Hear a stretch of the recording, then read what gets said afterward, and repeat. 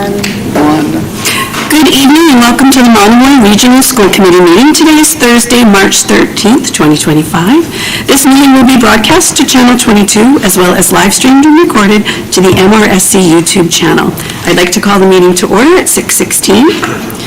The first item on our agenda is to adjourn to executive session. We'll take a roll call vote to adjourn to executive session pursuant to MGLC 30A, Section 21A2, to conduct strategy sessions in preparation for negotiations with non-union personnel. Regular open session to resume at approximately 6:30 p.m. Start with Ms. Rose. Oh, can I have a motion? Motion? I'll make a motion to, yeah. Second? Second. Okay. All in favor? Oh, no. We're doing roll call vote. Sorry. I'm coming back. Ms. Rose? Aye. Mr. Schiff? Aye. Mr. Clark? Yes. Right.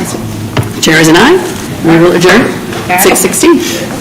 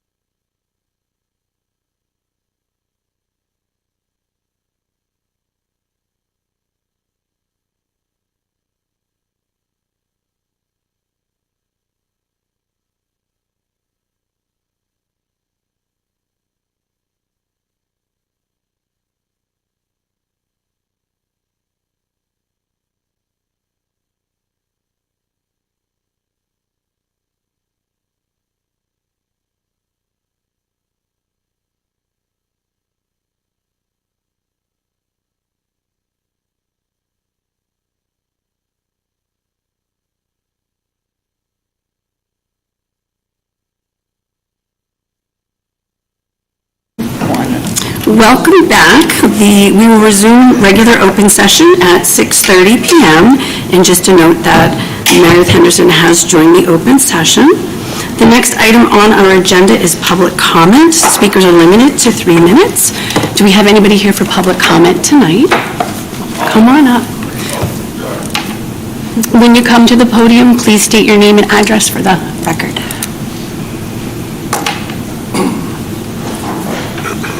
Hello, my name is Todd Telesmanic, 55 Gilbert Lane in Harwich.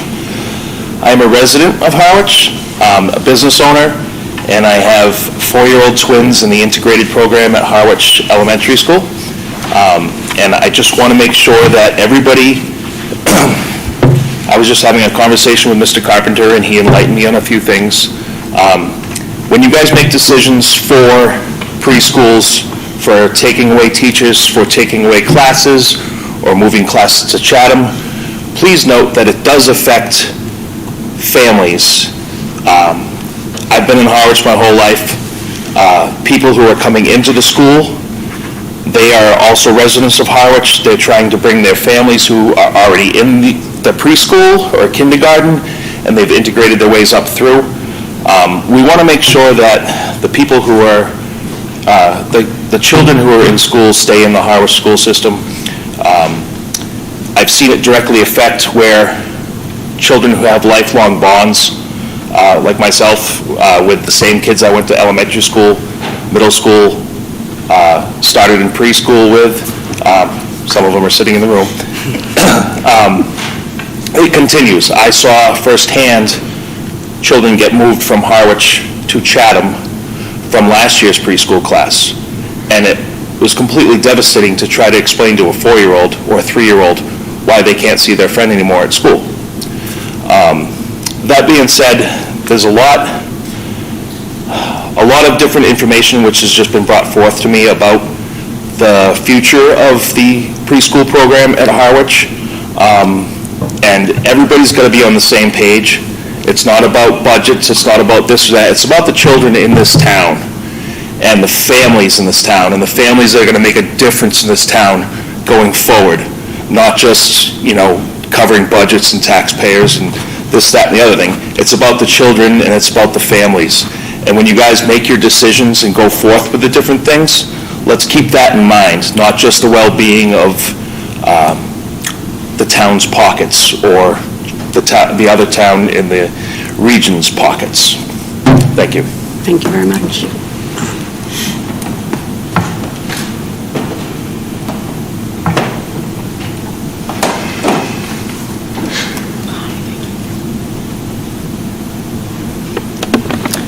Good evening, Madam Chair, members of the school committee, Dr. Carpenter, and distinguished student representative.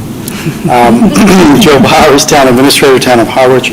Madam Chair, if I could, I have a letter that I would just want to read into the record on behalf of the Town of Harwich. Absolutely. Copies are available, but if I could. Absolutely. Thank you. Dear Chair Gray and Dr. Carpenter, I write on behalf of and at the direction of the Harwich Select Board to convey their sentiments on the proposed fiscal year 2026 budget for the Monomoy Regional School District ahead of your vote this evening. Your current budget presentation shows a 5.2% overall increase in the Harwich assessment from fiscal year 2025 to fiscal year 2026. That percentage change is significantly higher than the 2.91% increase in the town of Harwich's departmental operating budget estimate, as well as the overall anticipated increase in town operating costs when factoring in fixed and semi-fixed costs, 3.71% increase year over year. The overall Monomoy budget is 4.6% higher than the entire operating costs for the town of Harwich. This is a sobering fact when one compares the overall size and scope of the town versus the district.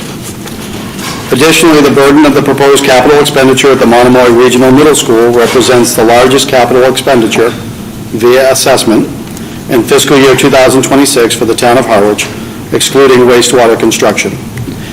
In fact, the total proposed project estimate of $11,507,030 would be the largest single capital project for the town of Harwich for the fiscal year plan 2026 to 2030 outside of wastewater construction.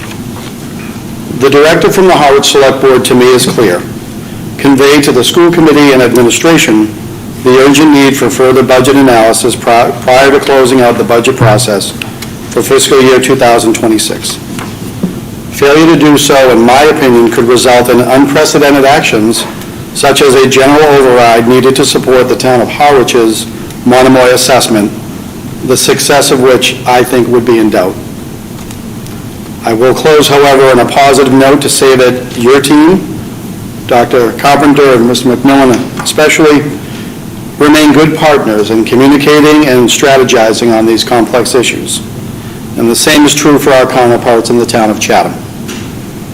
As a self-avowed optimist, I am confident that we can all work together to sort out these critical matters to the benefit of all, most especially our students and taxpayers. Thank you for your attention to this matter and for giving me the opportunity to present this to you this evening in person. Thank you. Thank you.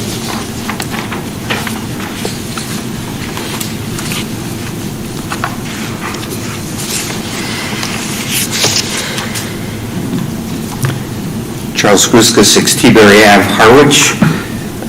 Following up on that, I come to really advocate for the budget as has been presented so far, is in the packet for your consideration this evening as approved by your Finance Subcommittee. I'm excited for the school committee. I'm excited for the students of the district. I'm excited for resident taxpayers like myself that you're going to have a unique opportunity this evening that your colleagues on other school committees throughout the state would envy. Because this evening, you're going to have an opportunity that I don't know if any other school committee has had, and that is vote on a budget proposal that maintains envious class sizes and also supports all of the identified needs of the district. Of all the needs that were brought forward at the budget workshop that you had, the only needs not in that budget were needs that were called back for good reason. That was for 2 additional special education teachers for the high school in the plan to convert to an inclusionary co-teaching model. And that requires a lot of professional development, so that is in the budget. You can anticipate that need coming down the road in the future. So I hope you will follow through and allow the resident taxpayers an opportunity to vote on a very enviable and unique budget that funds all of the needs of the students of our district as identified.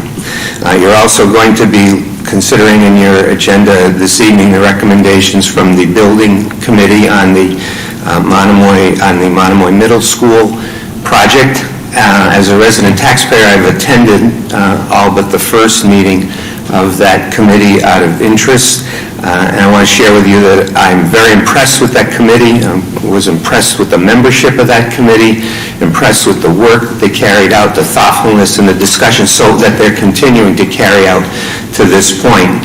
Your school committee representatives, Ms. Siebert-Long, Ms. Henderson, on that committee have raised very good points, issues, and questions, and it's an outstanding committee for the district. I personally oppose the project as a resident taxpayer of Harwich because of my fears and concerns that the additional debt that will be incurred if that project is approved is going to put additional stress on the budget, and especially the instructional component of the budget, which is where the rubber hits the road, as I've told you before, which is what impacts most the students of the district. There's no discretion over debt, capital, transportation expenses. You got to pay the bills. You can't, as a school committee, say we'll defer that for a year. The only place you can go if you have to do budget reductions, and listening to town administrator tonight from the town of Harwich, that could very well on the screen, because of the financial situation that Harwich is in, the only place you can turn is the instructional. I, in my career, was involved in several program reductions, service reductions, curriculum changes, all prompted by and increasing class sizes. my district, 25 was considered a reasonable class size. It's now currently working where 30 is about the norm since I retired. So, and I've been through a number of override votes in towns that I worked in where schools were on the table. I can assure you it's not a happy situation. It's a painful, stressful situation for the entire town. It would be a difficult situation for the school committee. So this could be your last opportunity to vote a budget that meets all of the needs of the students of the school district. I hope you keep that in mind. I hope you take that vote, allow it to come to the town floor, work it through the process, and I, for one, will stand up strongly for it at town meeting in Harwich, and I will strongly support whatever needs to happen to make that possible. It could be your last opportunity. So if you follow through and approve what's recommended, go out and celebrate tonight, congratulate yourselves, and realize that almost every colleague of yours on any other school committee in the state probably don't have that opportunity anymore to take the kind of step that's provided to you tonight. Thank you very much for your time and consideration. Any other public comment? Okay. We'll move along to the approval of the minutes. Does anyone have any questions or any comments on the minutes as they're approved, as they are presented in the packet? Do we have a motion to approve? So moved. Second? Second. All in favor? Aye. Opposed? Abstained? 3 abstained. Okay, motion passes. Thank you.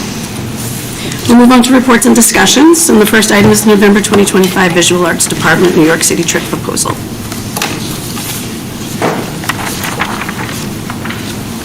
Good evening.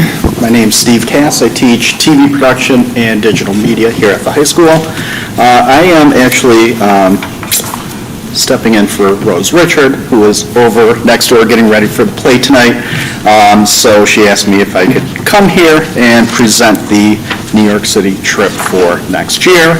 I believe you got a schedule for the days. It's action-filled, going to a lot of different museums. I think the highlight for the first night is actually being able to go to the Empire State Building Observatory at nighttime, which we haven't done before. So I think that's a great opportunity for the students. We have a couple Broadway shows, meeting one of the performers, artists, with a Q&A session. So this trip we do every other year, so we're back at it for next year. The cost of the trip is $1,208 per student. Any questions?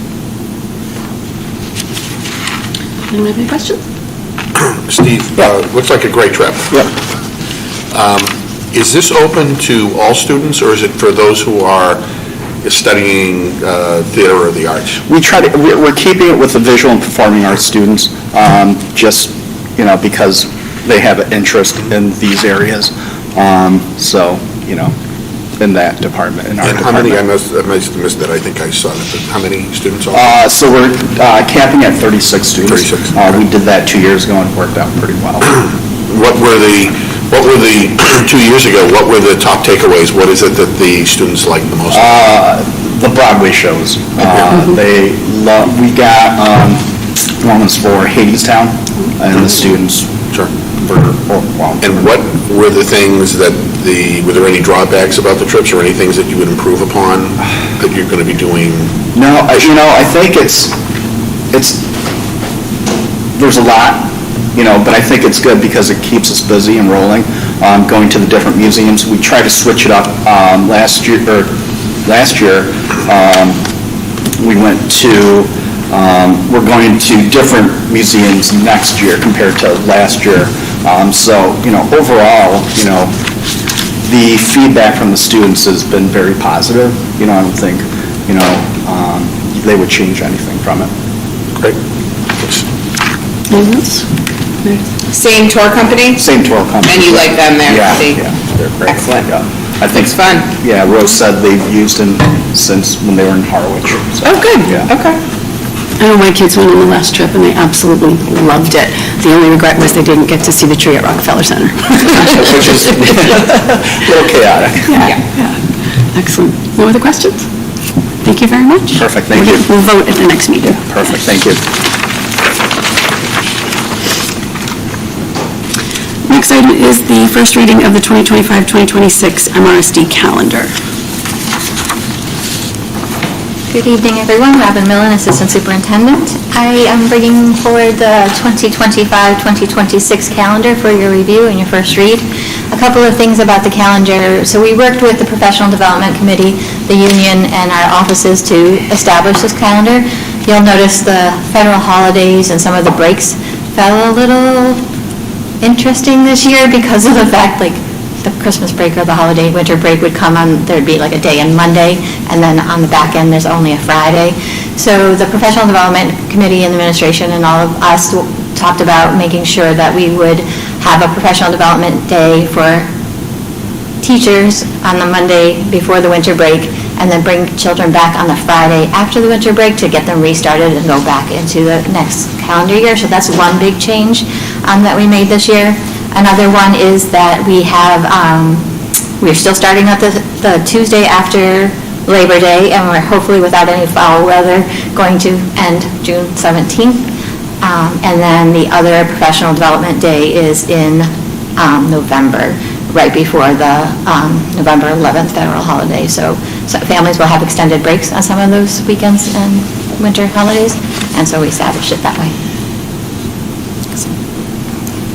Meredith? What does school-specific days mean? Ms. Simmons changed the calendar. Where is that written? It's all the orange days? So like January 2nd is a school-specific day. So there's probably events happening within the different schools on those days. They're either like high school midterms, middle school midterms, high school finals, midterm finals, just trying to give a little more information in our calendars. Got it.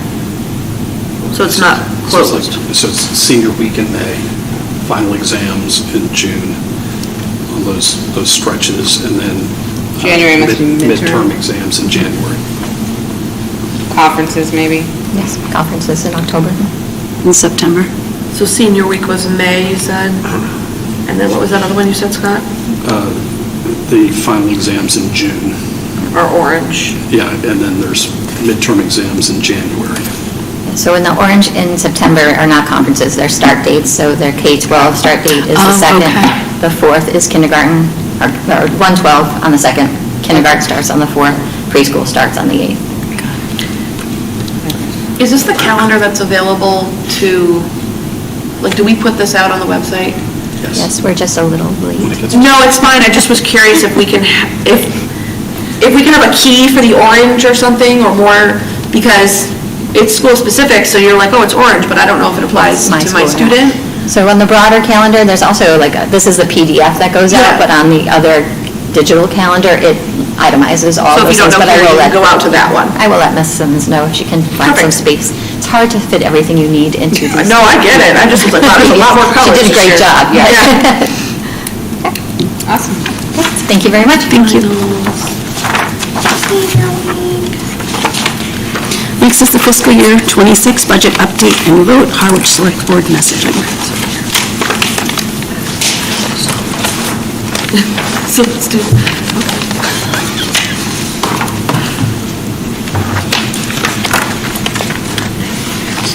why didn't you show me that first? Only under the list. Good evening, School Committee. Michael McMillan, School Business Manager. We're here to present the final draft of the School Committee budget for FY26 for your approval today. So the budget we're going to present is for $49,641,990. That would be a 6.73% increase on FY25 budget. So this is slightly changed from the previous versions of the budget you've seen. So if I, wait for it. So I'm just going to quickly go through the last couple of versions of the budget so you can see what's changed since you last presented. You voted in, some language fell off here, but back in January you voted, it was just around very close to what we're at now. After that, we presented a public hearing budget, the budget had increased from your January vote due to increases in special education placements and transportation costs, and we knew that was offset by some savings related to health insurance. Since that version of the budget in February and where we're at right now, this is this one underneath the blue arrow, the budget is now just another sort of $60,000 lower than we previously presented, coming down from a 6.86% increase to 6.73%. And that change from February to now is due to some teacher assistant changes and turnover. So we know we have actually one position that we don't need due to changes in student IEPs. So it's just a change in requirements. So that allowed us to make a small change to the budget and the related assumption around health insurance, and a change in a small health grant that's reduced the budget by a few $1,000s. So that's how the budget gets where it was to where it is now. And then, so the assessment has also changed a little bit. So because of the way the assessment works now, if there's any movement of funds between the elementary schools or between the district centre and the elementary schools, that impacts the assessment, even though the budget doesn't necessarily change. So back in January, that was the breakdown. So we had that 6.7% increased budget. And at that point, the Harwich assessment was a 6.73% increase. Chatham was almost 8%. The public hearing budget, actually Chatham's went down, whereas Harwich went down in a percentage increase, whereas Chatham went up. And so the impact there was, we did have our state revenue, which was higher than we thought it was going to be, so that helped reduce the overall assessments. We increased our reliance on excess and deficiency by $200,000, which also helped to offset the increase in the budget. And we finalised enrolment numbers in the minimum local contribution, which is the number comes from the state, and that impacts the share, and that really was what influenced that change for Harwich, where their enrolment went down, whereas Chatham's went up. That was really due to enrolment in the minimum local contribution information. And now, there's not any real changes to any of the state numbers or excess deficiency. However, we did have 3 instructional assistants, net change of 3 instructional assistants at Harwich Elementary School are now at the high school, just because the way students are going to move next year. The need at Harwich Elementary School has gone down by 3, whereas it's gone up by 3 at the high school. So that moves funds that are assessed directly to Harwich, because they're part of the elementary school. They're now part of the district budget, which is assessed on the foundation enrollment split. So essentially, Harwich pays 75%, roughly, and Chatham pays 25%. So that's a relatively new for us dynamic in the budget, where when things move between the elementary budgets and the district level budgets, that affects the assessments because of the way the new regional agreement formula works. And so that's why you see that slight change, even though where Harwich's budget went down a little more, and Chatham's assessment went down but slightly less. Does that make sense? So not a huge number of changes since the last time you saw the budget, but a little lower. So we are now at this. So I wanted to just provide some comparisons for our budget to other surrounding districts. So last year we had a 4.9% increase, and this year it's, as we say, just over 6.7. And we have a bunch of districts here from this surrounding area and their increases. And the only one I don't have for this year is Nauset, because Nauset's just very complicated anyway, because you get the regional and you get multiple regional, you get 2 regional, and you've got all elementary schools, and we just didn't have all the numbers for that, so I wasn't able to populate that. But you can see, so we've got a Monomoy, DY, and Nauset, which are the kind of surrounding regional school districts. And you can see we were lower than a DY and Nauset last year, and it looks like we're higher this year. And then and when you compare us to other districts on this Cape, our increases are, they're kind of, last year we're around the average, this year we're higher. And a couple of things to take in mind. One is, the first is that our budget does include health insurance, whereas all these municipal districts will not necessarily include health insurance because it's part of the municipal budget. And so that might include these numbers. But I think more telling is that at the same time these towns and districts are delivering these budgets, they're making significant numbers of cuts. And that is one thing that we have not yet done. And what we're presenting here is a budget that meets the needs of the students, and that's why it's slightly higher than some of our other districts who are having to cut staff and positions. So I should just clarify, they're not always cutting staff, so often what they're doing is just not filling positions when they're retired or resignations, and that's how in some cases, that's how they're able to deliver those increases.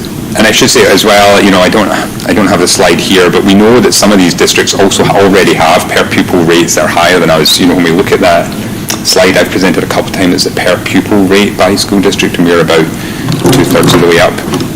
People like Falmouth and I believe Sandwich are higher than us on that per pupil, so they're increasing from a higher rate already.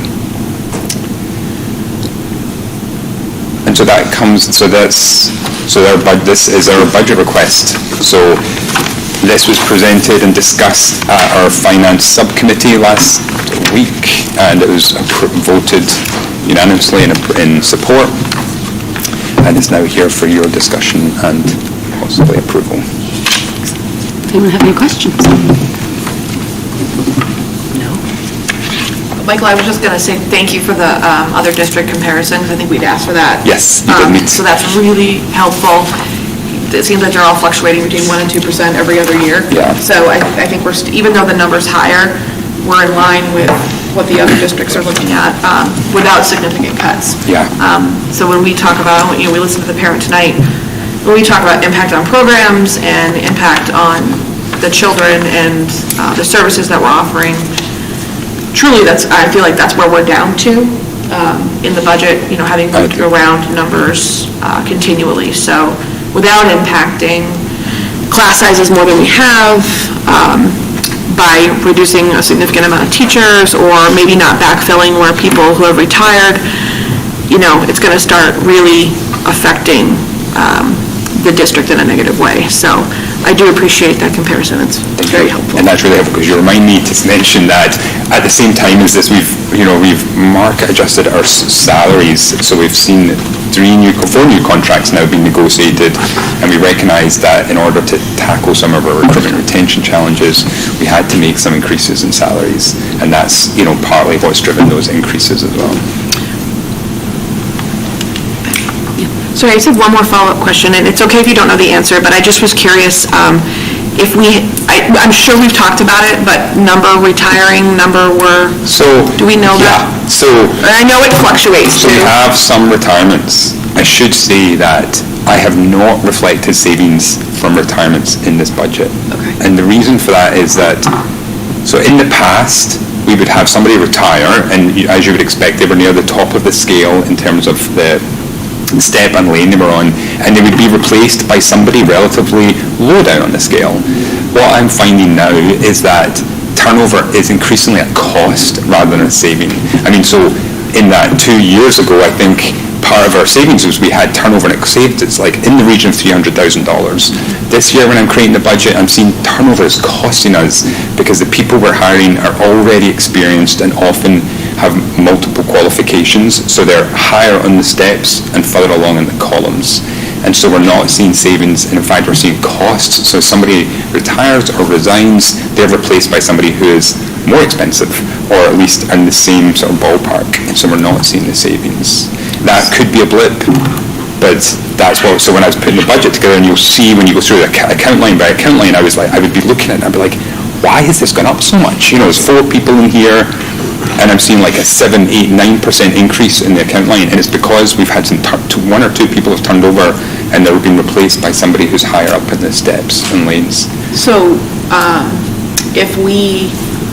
because we're not attracting young families to move to the Cape because they can't afford it, we're actually we're attracting secondary homeowners who are, quote, retiring here, but maybe coming back to work for another 10 years that are already at a certain step. Yes. So that's really what's filling in. happening. Yes, Yeah. thank you. Okay. I appreciate that, So we're yes. kind of working with what we got. Yeah, exactly. And so people, and there are people who are young here who are resigning and moving off Cape, and then they have to be replaced by somebody who's more Right. expensive. That's a balance. So, Okay. so that was my experience. So I've been more cautious about applying, assuming savings.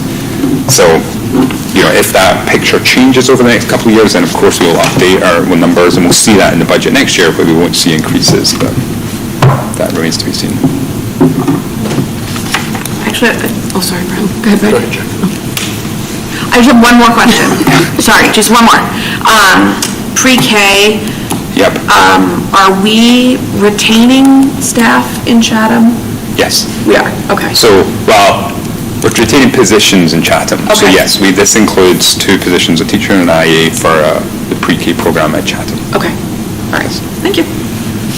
Just a comment, having gone through this process for the first time, I was just going back and I was very taken with how the principals made a case for not what was nice to have or what they wanted to have, but what they needed to have to be able to give to the students to ensure that they're going to get the quality education and be able to be comfortable in terms of doing that, because that's part of it.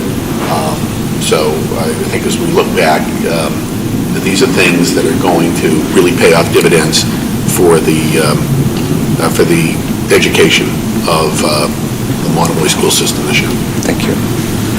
Brian, did you have a question? Yeah, I think the relationship of this budget towards the whole town budget and the select board's worry is of concern. So I think we should take that into consideration. So I'm going to let Scott speak next. I also just have one little bit of information, Joe, to take back to your board, too.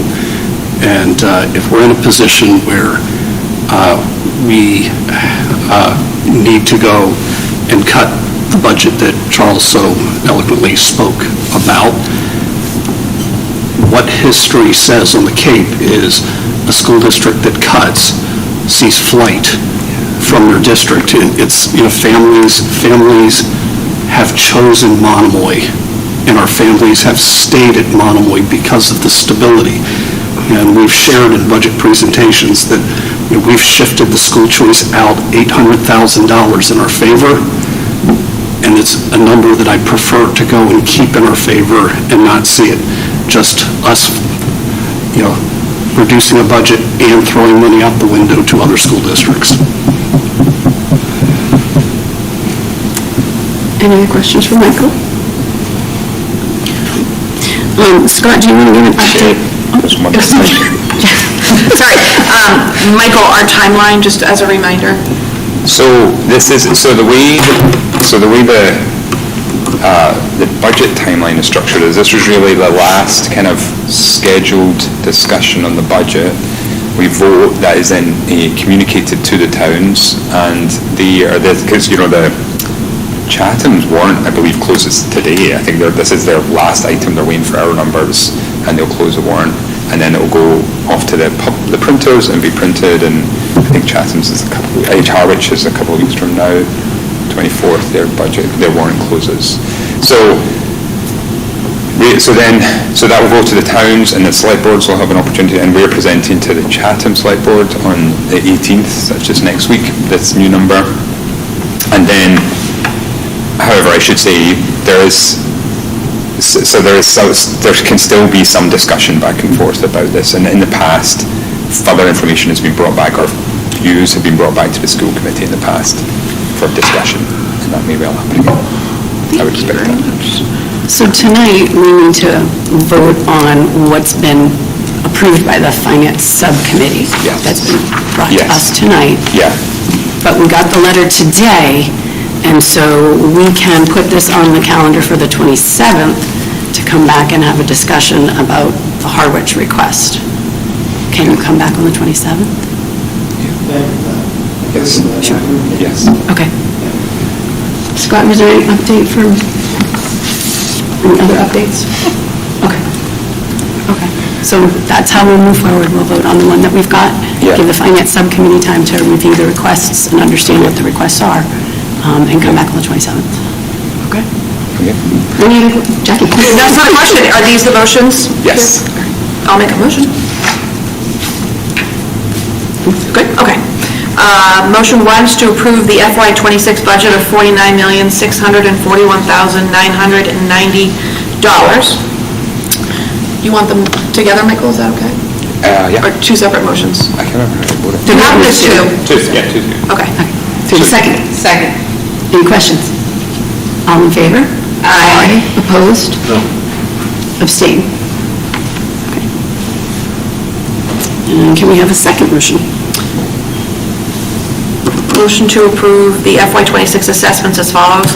To the town of Harwich, $31,451,157. And to the town of Chatham, $11,210,103. We have a second. Second. Any questions? All in favor? Aye. Opposed? No. Abstain? All right. Thank you very much. Thank you very much, and thank you very much. Next up is the Monomoy Regional Middle School Restoration Project budget number for town meeting warrants.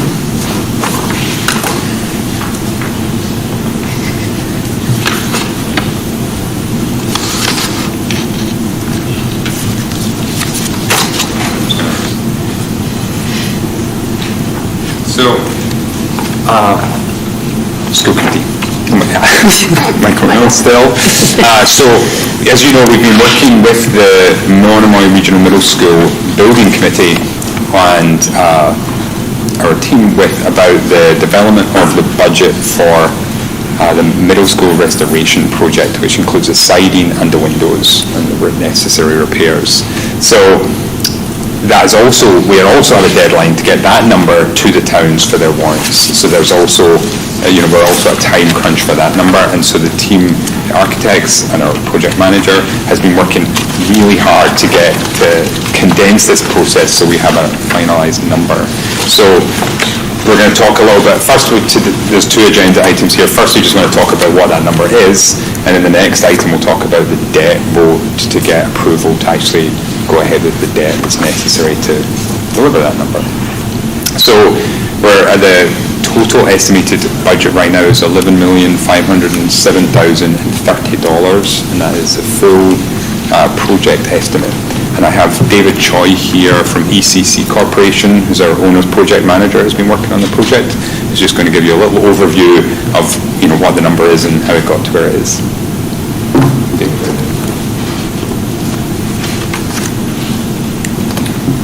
Possible?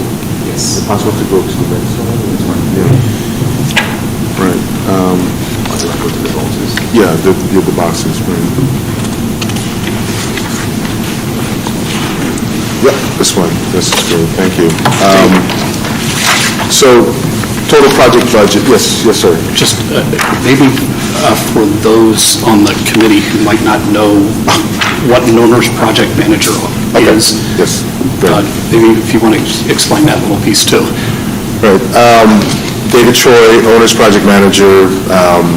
In Massachusetts, we have the public procurement laws, any public project, and I hold a certification called Massachusetts Certified Public Purchasing Official, MCPPO, and every 3 years I have to go get recertified, trained from the Attorney General's office on basically managing school projects. What that is I'm trained as an architect, but my primary role is adjudicating, being fair, firm and fair, and being factual, and understanding the project from the standpoint of an adjudicator on how much that project will cost and what the impact is for a community. So, owner's project manager is here to help spearhead the whole project in terms of understanding how that project is put together from design to bidding to basically to construction. And so that's my primary role. I'm here to help lead the whole project from inception to occupancy under the Massachusetts public procurement laws. That sounds more serious than what it is, but whenever I go to this recertification, they actually remind us who hold the MCPPO, specifically for K through 12 projects, that in the state of Massachusetts, education is our biggest business. They always say that. And we're the MCPPO, owners, project managers, the stewards of the biggest business in the state of Massachusetts. So I'm always honored to represent projects for such districts as Monomoy. So I appreciate you giving me the chance to explain my position for this project. I know I'm an outsider to this right now, but hopefully we'll be embedded in this project. So should I proceed with explaining? Okay, so to that effect, what we don't want to do in terms of setting the project budget and letting the school committee, vote on such a big number, is we don't want to go back to the well. I mean, that so to speak. So we want to make sure that the owner project manager is understanding the project holistically and what are all the costs that are involved. So you can see from here, going from the upper left-hand corner, you can see that we did a feasibility study. So that's part of it. We hired the architects to look at it. We opened up walls from the inside, outside, and we have our findings. So we have reasons to hire the architect, and the architects cost money. I mean, their time and effort and their registration to help us design this project. And then we also have budget for mock-ups, because I think that the building committee wants to see what the district is going to buy, right? You want to understand visually, in situ, and right there in person, what it could be. So we'll have mock-up budget for that. And of course, the principal amount, the lion's share of this cost, is the construction cost. That's when we go out to what's called a DCAM certified bidder. That's basically, they have the qualifications from the state to work on these public projects. The OPM fee is primarily during construction.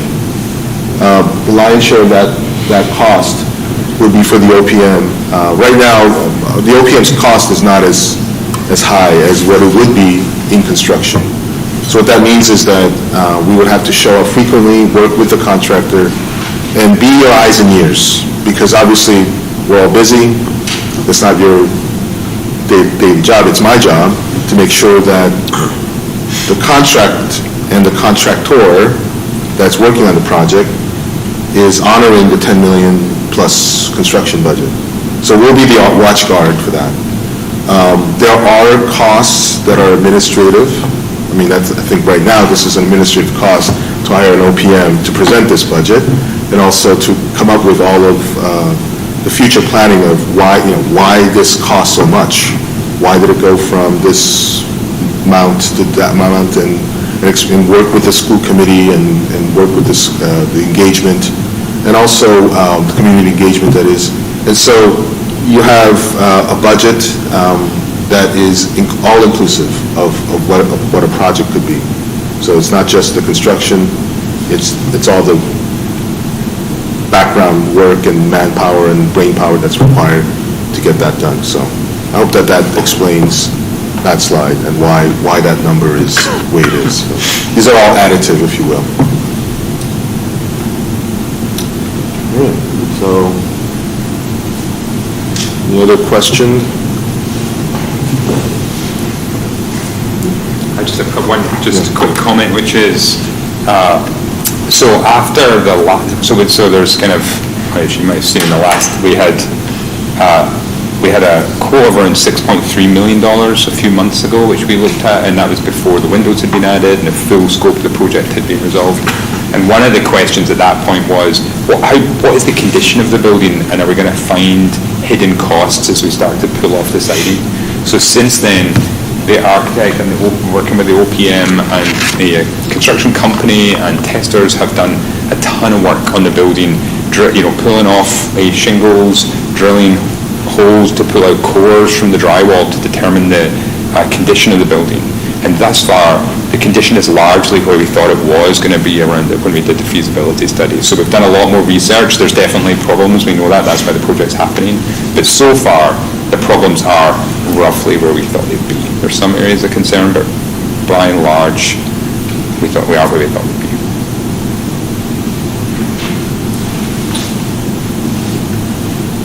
Any questions from Marco? Thank you very much. Thank you.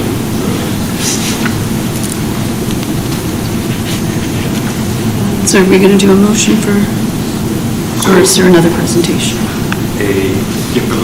Believe it or not, I have another presentation. Okay. Sorry, let me just...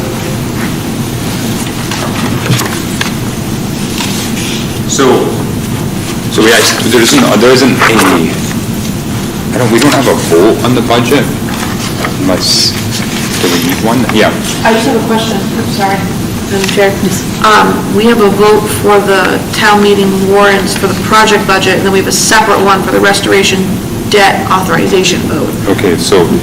As it's on here, but Yeah. if it's one motion here, I think it's... So, yeah, it's one motion here, which is really, needs to be this little bar. Right, there's the one on the front.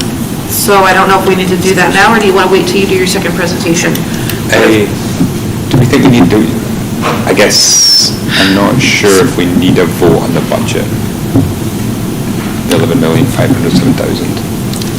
I mean, you can vote, I mean, I guess it wouldn't hurt to vote to approve the budget that was presented by the building committee.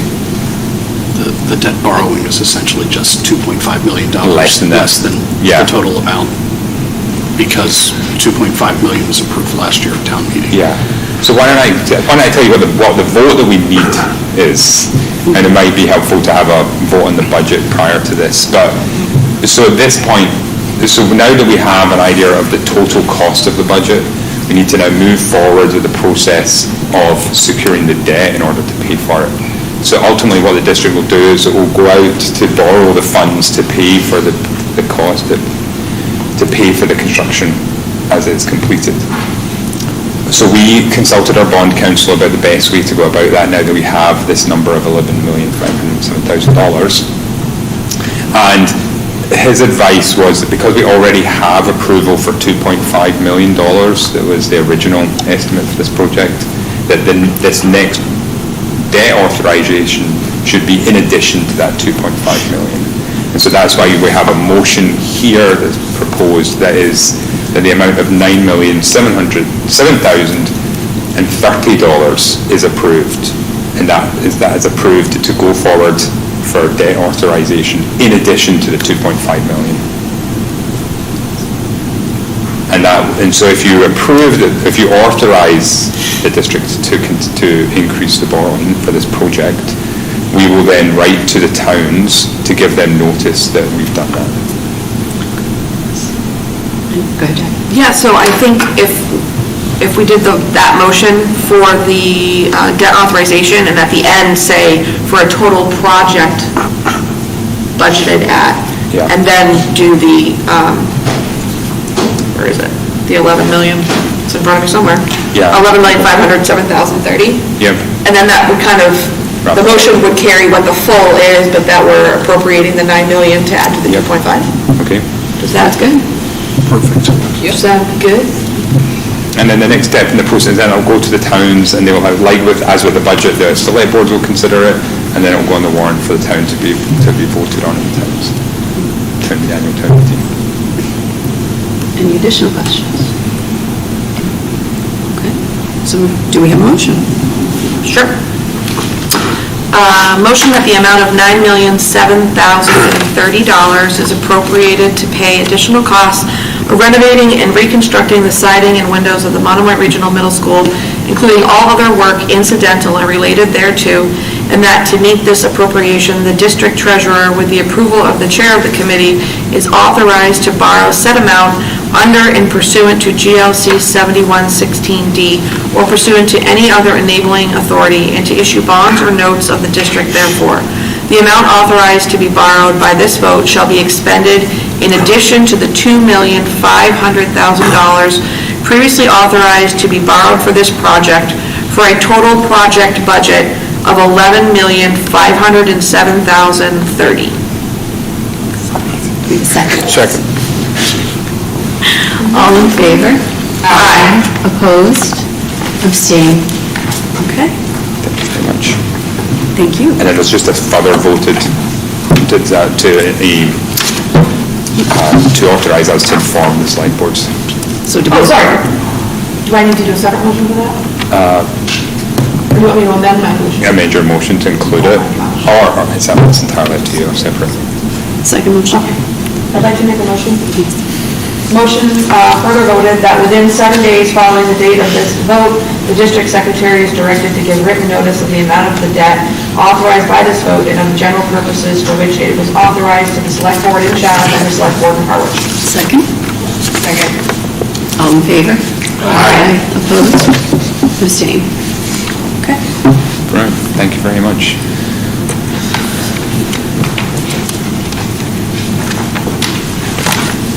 So next up is the MSBA 2025 Accelerated Repair Program.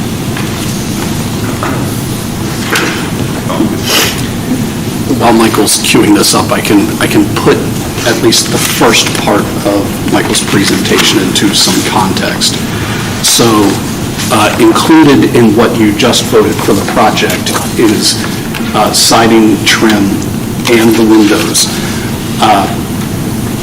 Windows in Massachusetts you can get funding for. But the conversations we've had at the building committee is going with a separate windows project may very well be more expensive and more challenging than including windows without state funding. So the state won't go and give you funding on a window for the windows in a project where it's coupled with the siding. But in order to do the siding correctly and to fix what we've determined the issue is, which is poor flashing around the windows, when the siding goes up, each window in that building needs to come out. The header boards likely need to get replaced. The windows need to be reflashed, and then you have an option of putting this old window, this would be 30-year-old window, back in, or replacing it with a modern, more energy efficient triple pane window. And the bulk of the cost for getting the new windows has already been done with the removing them, flashing around them and everything. So we couldn't really, if we were to just do siding and not remove those windows, we would essentially put siding on and just cover and still have the same problems with water infiltration around windows that are inappropriately flashed. So conversation that we've had at the building committee as a fallback position. Hopefully the funding for the project moves through at both town meetings and we can get the siding project up and going. If for whatever reason it doesn't, to have a placeholder to at least try to get us into an MSBA line for a window project. The challenge is I'm not sure that our windows are just on the cusp of meeting that threshold to get in the line, whereas our roof was much older. So there's not a high probability here, but just to do due diligence to at least try to get in that line in case there needs to be some sort of fallback strategy on how we do the building project. But this again is fallback strategy, but we need to kind of bring it up now because the MSBA is going into this process of every other year having submissions for accelerated repairs. So you wouldn't want to say, okay, well, we need to go to the fallback and find that you aren't going to get a chance to do that until 2027, potentially. So to that end, we have we're preparing two submissions to the MSBA to take part in their Accelerated Repair Program. The first is first motion that you see for Monomoy Regional Middle School windows replacement, and the second is for boiler replacement at Harwich Elementary School. So we've included that. I mean, this to the superintendent's point. There's because it's only opening every 2 years, we just want to make sure we're in line, and if we have the opportunity to go ahead with that project, if it's possible. We've chosen the boilers because the boilers at Harwich, they're working, they're in good condition, we maintain them regularly, but they're 32, well, 2 of them are 32 years old, and that just, the likelihood of failure increases and the efficiency decreases. So with that in mind, we wanted to include them in an application to the MSBA. We don't have to do, if we get a year out from now and we're in the program, we decide it's not worth our while to, we can always pull out, but at least we've got our application in so that we can move ahead with that if we choose that we want to. I should say, when we submit the application, because we're submitting 2 applications, we have to say which is our priority application, and given the issues at the middle school, the windows would be our priority application. However, we would also withdraw that if the broader middle school restoration project goes ahead and we're able to resolve that issue then.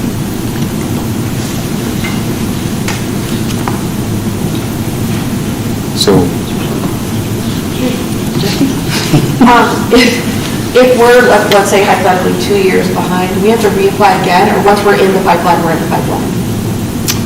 So once you're in, so there isn't, to be honest, there's not really a pipeline. Basically, For lack of better. yeah, but in the sense that once you're in, you're in. Okay. So what will happen is we'll submit our statement of interest. They will then, so from what I understand, and this is how it's been explained to me, they take all the statements of interest, they order them by age. So they'll put the oldest at the top, all the way down to the youngest. For Bruce, this was how it was described to me. And they estimate the cost of each one, and they start adding up the cost, and when the cost gets to their budget, they draw a line. Everybody above the line is in, everybody below the line is out. And so then they would write to the people who are in, they say, okay, the next step in the process is that you've got to get another vote of the school committee, you've got to identify funding for the feasibility study, and you move ahead with the feasibility study, which is really when you start to scope out exactly what are we doing here, how much is this going to cost. And then, so for example, if we're doing the boiler, at that point they determine whether we're replacing all 3 boilers, because we've got 2 of which are 32 years old, and one's only 20 years old. So is it we're replacing all 3 or just 2 of them? And then what are we replacing them with? Like, are we looking at heat pumps or with traditional boilers? All that will be resolved in the feasibility study. Then it goes back in for gets back into the MSBA, and then they require further votes for you to support the next stage of the project, which is construction. So that's all my long-winded way of saying it lasts a long time, the process. So it could be several years down the line from now to we're actually doing the project. So in that sense, we keep moving on. Once we're accepted in, we keep moving along that process until we pull out. But then 2 years' time, they'll open up the process again. So in theory, if everything was going swimmingly, we could have these applications in and then submit additional applications in the next round of openings, which some districts do, especially big districts that have a lot of schools. They're just constantly going through this ARP process where they're renewing the parts of their buildings constantly. It's a long-winded. Any other questions? So do we need 2 different motions, Michael? Yeah, please. So we have a motion for the middle school windows replacement. Jackie. Thank you, Madam Chair. I'd like to make a motion, vote 1, Monomoy Regional Middle School windows replacement, resolving, having convened an open meeting on March 13th, 2025, prior to the SOI submission closing date, the school committee of Monomoy Regional School District, in accordance with its charter, bylaws, and ordinances, has voted to authorize the superintendent to submit to the Massachusetts School Building Authority the statement of interest form dated March 2025, and explains the following deficiencies and the priority category for which an application may be submitted to the Massachusetts School Building Authority in the future. The replacement of all windows under Priority 5, replacement, renovation, or modernization of school facility systems such as roofs, windows, boilers, heating and ventilation systems, to increase energy conservation and decrease energy-related costs in a school facility, and hereby further specifically acknowledges that by submitting this statement of interest form, the Massachusetts School Building Authority in no way guarantees the acceptance or the approval of an application, the awarding of a grant or any other funding commitment from the Massachusetts School Building Authority, or commits the Monomoy Regional School District to filing an application for funding with the Massachusetts School Building Authority. Just rolls off the tongue, doesn't it? Do we have a second? Second. All in favor? Aye. Opposed? Abstained? So motion passes. And then motion for vote 2, Howard Elementary School boiler replacement. I'll make the motion and give Jackie a break. Harwich Elementary School boiler replacement, resolved.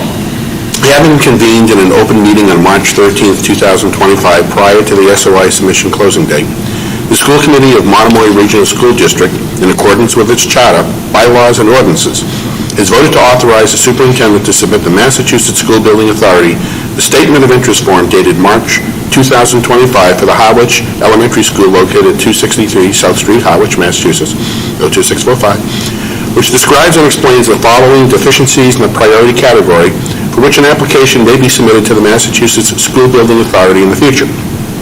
The replacement of the current boilers under Priority 5. Replacement, renovation, or modernization of school facility systems such as roofs, windows, boilers, heating and ventilation systems to increase energy conservation and decrease energy-related costs in the school facility. And hereby further specifically acknowledges that by submitting this statement of interest form, the Massachusetts School Building Authority in no way guarantees the acceptance of the approval of an application, the awarding of a grant, or any other funding commitment from the Massachusetts School Building Authority, or commits the Monomoy Regional School District to filing an application for funding with the Massachusetts School Building Authority. Do we have a second? Second. All in favor? Aye. Opposed? Abstained? Okay, Thank you very much. thank you.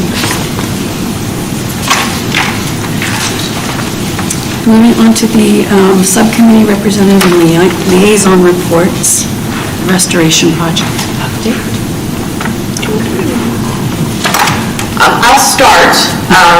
We had a meeting last evening of the building committee and well represented, and we were discussing the line item budgets as they laid out and broke out, and just had open discussion, voting on that budget as well to present tonight to the committee.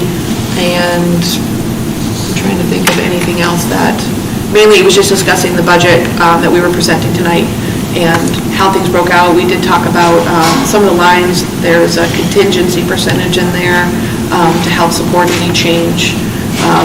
I think a big concern is cost of materials, et cetera, with everything going on. So we did kind of talk about that a little bit. And otherwise, we're set to meet again the end of this month? Yeah. So, Scott, do you have anything to add? I think it was an understatement in terms of how much of time and energy was spent on like the cost of materials, which I don't want to bore that. It's when national politics hits a school district's building committee.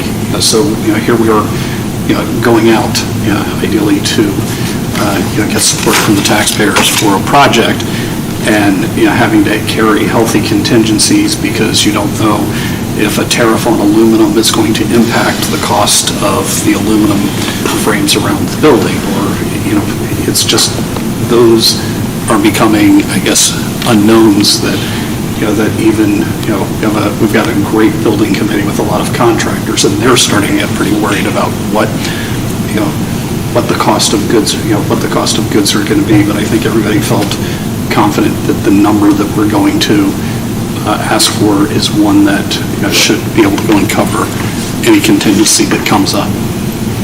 Yeah, that would add the contractor conversation at the table really was that they haven't been impacted yet by anything. And then also, I believe, Greg? Gabri, yeah, Mr. Gabri actually added that there is a contingency in the contract that protects that protects us in our project if in fact that does happen. So they would be on the hook. And I'm sure, like everyone talked about, they're going to bury it somewhere, but we should be in a good position either way. A rate protection, you can't go above, sir. And Yep. we will, in the upcoming weeks, have mock-ups with some examples of the siding materials that could be used, so that is still something that the building committee will sort of lock down what that, which type of siding do we want to go and specify in the bid that goes out. But we want to also have mock-ups so that people can see and give some feedback on the siding options before that decision's made. And to feed off, we're just going back and forth here. Part of the marketing conversation we had about it as well is one of our members suggested that they announced it at the Harwich PTL meeting the other day, and that not a lot were aware what was going on with the project, and to have a visual, maybe a 3D dimensional or whatever it looks like, a visual, because they have quite a few events coming up in Harwich soon, so that's a very large crowd, a lot of young parents, a lot of town voters, so to have that there, some type of a visual would be beneficial, and then, again, replicate that where we can in lobbies at the schools. Another mention was the Harwich Recreation Building, maybe the Chatham Recreation Building, just to kind of get it out there and what we're talking about once we have those renderings, which would be nice. It's a great idea. Good idea, yeah. So you might see the Shamrock Shimmy.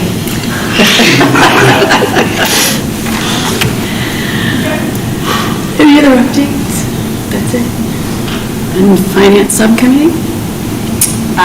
We did have a meeting last week where we where the committee was able to review the budget one more time and vote on the budget that was presented to you tonight that we voted on. Thank you very much. Scott, we'll move to the superintendent's report. So last week, I had the honor of welcoming an old friend of mine who is now the Secretary of Education, Pat Tutwiler. Pat and I were principals in neighboring school districts when I was off Cape. But Pat came to talk to our students, or a number of our students, about college opportunities, financial aid, and just that whole college education process as part of a higher education financial roadshow that the Secretary and his team are having at different places across the state. Apparently, we are the last of, I think, 8 stops in that tour. One of the things that he was encouraging the students to talk about was the FAFSA, filling out the FAFSA, and just talking about the number of students who, if you fill out that FAFSA, how many students are then likely to head on to college, and was also sharing just how much money is available from the state, saying that there's $400 million that's available in state aid. Talk to them about free college here at the community colleges, but also just that families that have limited financial means, that there's free college for students at the state four-year colleges as well. So I'm glad that Secretary Tutwiler came for that. I appreciate that Joe Powers was there representing the town of Harwich, and Corey Metters was there representing Chatham as well. Also, Monomoy Regional High School Jazz Band came home with a silver medal after competing in the Massachusetts Association of Jazz Educators Cape Coastal District Festival on February 25th at New Bedford High School, competing alongside 10 schools from across the South Coast. The Massachusetts School Nurses Organization has named Harwich Elementary School nurse Janie Ginsburg as the 2025 Rising Star. The MSNO describes a rising star as a school nurse who has been in the school practicing for less than 5 years and has shown professionalism, passion for the specialty, growth in their practice, and a positive impact on their students. Ms. Ginsburg will receive her award at a ceremony in May. Tuesday was opening night of Mamma Mia here at the high school. The spring show, you can still catch the show Friday and Saturday night, or at a matinee on Saturday. Our students have been working hard to prepare, and it's a fantastic show, so please don't miss it. A reminder that the annual Empty Bowls Full Hearts event is scheduled for Thursday, March 20th, where you can still enjoy a delicious bowl of soup and take home a colorful handmade ceramic bowl to help address the local food insecurity. The event is our high school's annual fundraiser for the Family Table Collaborative of Cape Cod, coordinated by students Fiona Moore and Ashley Anderson. Thank you, Scott. The last item on our agenda is the 2026 student trip proposal to Australia. Do we have any questions on that? Do we have a motion? Go ahead, Meredith. I would like to make a motion to approve the 2026 student trip proposal to Australia. Second? Second. All in favor? Aye. Opposed? Abstained? So motion passes. I think that is everything. We've had the presentation of the warrants. Do I have any motion? So moved. Second? Second. All in favor? Aye. We will adjourn at 7:40. Happy birthday. Ryan.